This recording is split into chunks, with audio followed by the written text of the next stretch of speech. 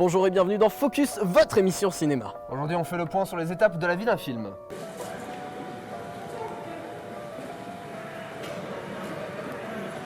Ce matin, l'un des employés de ce vidéoclub nous a accueillis et a bien voulu répondre à quelques-unes de nos questions.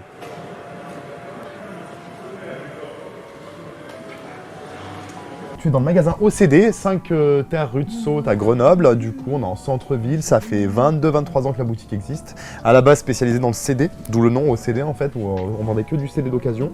Et puis après, on s'est diversifié sur le DVD. Et plus récemment sur le vinyle avec la résurgence du vinyle. Donc voilà, on fait tout ce qui est galette, tout ce qui est disque en général, voilà, d'occasion et aussi du neuf maintenant.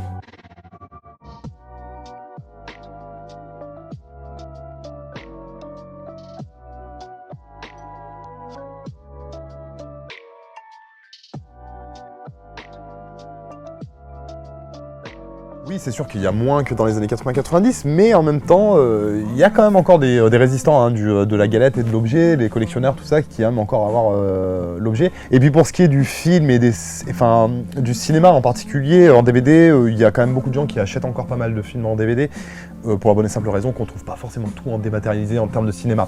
Et que les vrais amoureux de cinéma, des fois, aiment bien avoir quand même l'objet physique. Donc ça se maintient quand même, encore pas mal, ouais. Pas mal, le seul truc à baisser un petit peu, c'est la vente de CD, par contre, un petit peu, ouais, par rapport à quelques années.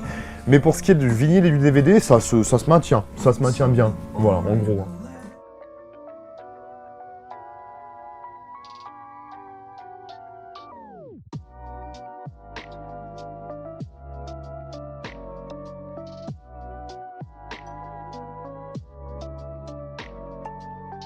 Pour faire vivre aussi les commerces, évidemment, mais c'est toute une industrie, toute une logique, et puis il y a plein de gens derrière tout ce travail, et des passionnés derrière le cinéma et la musique, et acheter le support physique, c'est les faire vivre, et voilà, et c'est faire vivre l'art, donc c'est important, effectivement. Bah. Non mais c'était cool, hein, rien de Ouais. Phantom of the Paradise, Portrait de la jeune fille en feu, on repart par les mains vides au moins. Ouais, Kubrick, Ographe. Non, franchement, C'est cool. Ouais, pardon. C'est un reportage extrêmement intéressant sur la vie du vidéoclub. Mais maintenant, Mon cher ami, nous allons pouvoir vous faire découvrir les coulisses d'un cinéma là où la magie opère. C'est pour vous, c'est maintenant. Le cinéma Pathé et Chirol nous a généreusement ouvert ses portes et nous avons pu explorer les secrets de ces salles sombres. Nous avons tout d'abord vu l'origine de tout, les projecteurs. Un couloir immense qui surplombe les salles. Ici, fini les bobines, tout est numérique et quasiment tout est géré par ordinateur.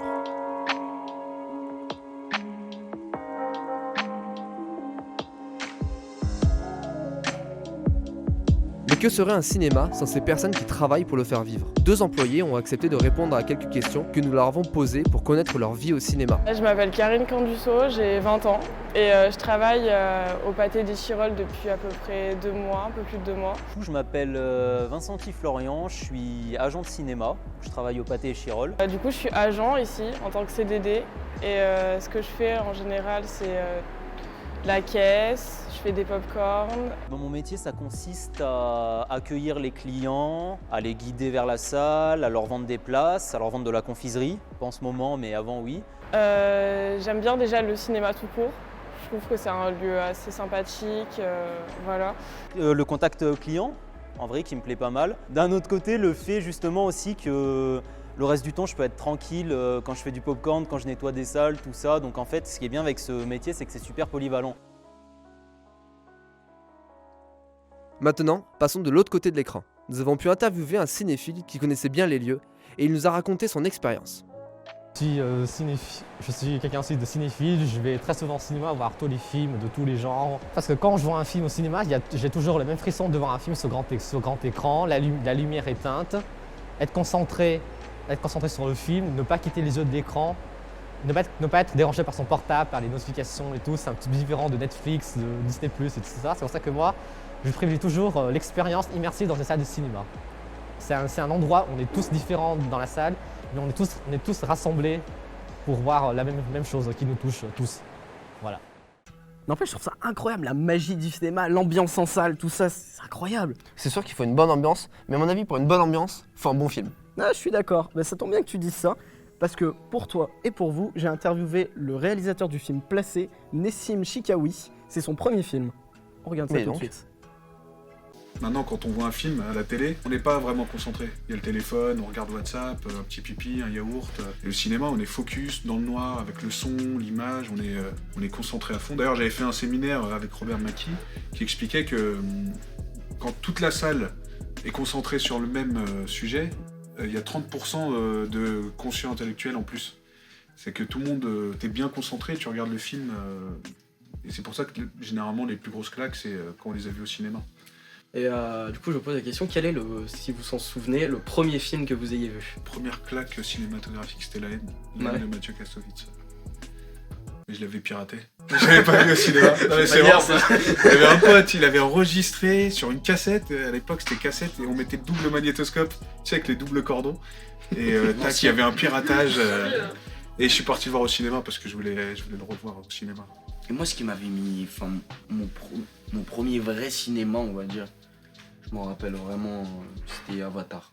Ah ouais, c'était en 3D. Premier 3D. Ouais. Tu vois, ça, tu fais pas à la télé. Ouais, voilà, ça. C'était ça ma première claque. Première claque, ouais. Voilà.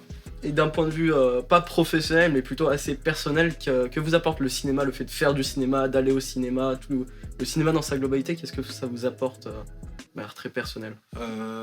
Ouais, une bulle d'oxygène, hein. Franchement. Parfois, je sais pas quoi faire.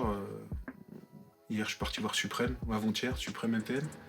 Moi, j'étais trop content en fait, parce que j'aurais pu perdre ma matinée, je sais pas, à jouer à la play ou à faire autre chose. Et je me dis, bon, allez, je vais aller au ciné. Je suis parti voir Suprême, j'ai passé un super moment. Et je suis sorti, et à chaque fois, ouais, j'étais bien. Pareil pour Les Illusions perdues récemment. Et tu sors, et je sais pas, ça te. Petite bulle d'oxygène qui fait du bien. Moi, je dirais comme lui, petite bulle d'oxygène, et puis aussi une petite manière de se cultiver à notre manière, sans vraiment se cultiver. C'est vrai. Se divertir sur plein de sujets différents. Est-ce que si vous aviez un message à faire passer à la jeune génération, ou même à leurs parents, ce serait quoi?